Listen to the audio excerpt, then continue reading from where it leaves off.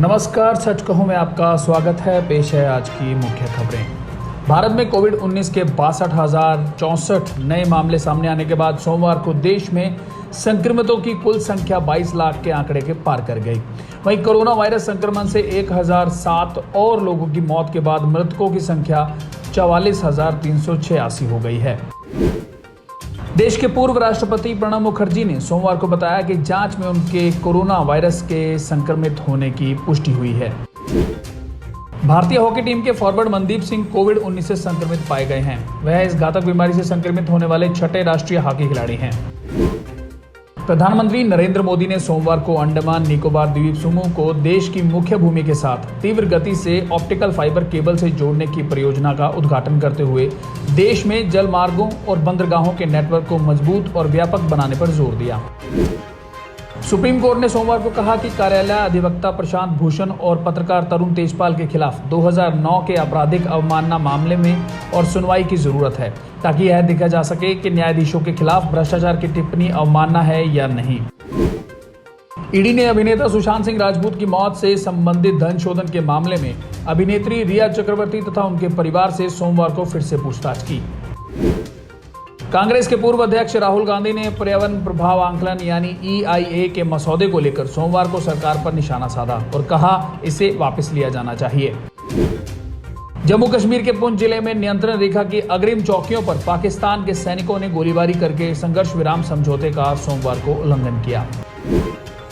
America की राजधानी Washington और उसके आसपास के क्षेत्रों में भारतीय अमेरिकियों के एक समूह ने भारत के प्रति चीन की आक्रामकता और देश के अशांत मुस्लिम बहुल शिनजियांग क्षेत्र में उइगर अल्पसंख्यक समूह के मानवाधिकार उल्लंघन के खिलाफ प्रदर्शन किए।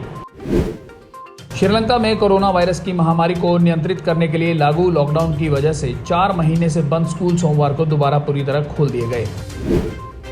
अब खबरें हरियाणा से। स्टेट विजिलेंस ब्यूरो के हिसार कार्यालय में तैनात रहे DSP फूल सिंह पर विजिलेंस ने रिटायर होने के बाद मामला दर्ज कराया है। 3 अन्य आरोपी भी बनाए गए हैं। आरोप है कि DSP ने माइनिंग अफसर AME राजकुमार यादव की ओर से वसूली गई जुर्माने की राशि को रिश्वत बताकर मामला दर्ज कराया था।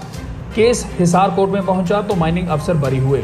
FIR के अनुसार माइनिंग अफसर ने अवैध माइनिंग के आरोप में 3 जनवरी 2014 को ट्रक ट्रैक्टर पकड़े थे। DSP ने दबाव बनाकर ट्रक ट्रैक्टर को उकलाना थाने से रिलीज करवा दिया था।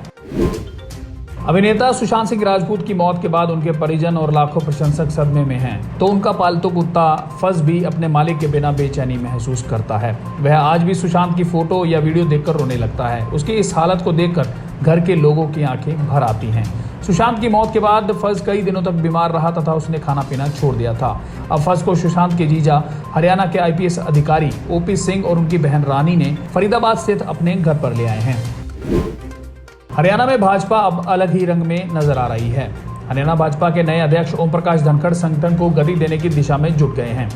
इसके साथ ही उन्होंने कार्यकर्ताओं को घर से बाहर निकलकर जनता के बीच भेजने की कार्य योजना तैयार की है। इसके तहत संगठन की सबसे निचली इकाई मंडल स्तर पर कार्यकर्ताओं के साथ संवाद शुरू कर दिया गया है। धनखड़ अपनी नई टीम में युवा जोश और अनुभव का समावेश करते हुए जिला अध्यक्षों में भी बदलाव करने वाले हैं। धनखड़ की प्रदेश स्तरीय टीम भी कुछ इसी तरह की होगी। हरियाणा में शराब घोटाले की जांच करने वाली SET की रिपोर्ट को लेकर बवाल मचा हुआ है। गृह मंत्री अनिल विज और उप मुख्यमंत्री दुष्यंत चौटाला एक दूसरे के विभागों को कटघरे में खड़ा कर रहे हैं। वहीं मुख्यमंत्री मनोहर लाल ने गृह मंत्री अनिल विज की सिफारिश के अनुसार शराब घोटाले की विजिलेंस जांच कराने का संकेत देकर इस पूरे विवाद को हवा दे दी है। दुष्यंत चौटाला सही है या फिर अनिल विज ठीक है, इसका पता हालांकि विजिलेंस जांच के बाद ही चलेगा। लेकिन विपक्ष ने गठबंधन की सरकार में पैदा हो रहे इस बखेड़े को अपना हथियार बना लिया है।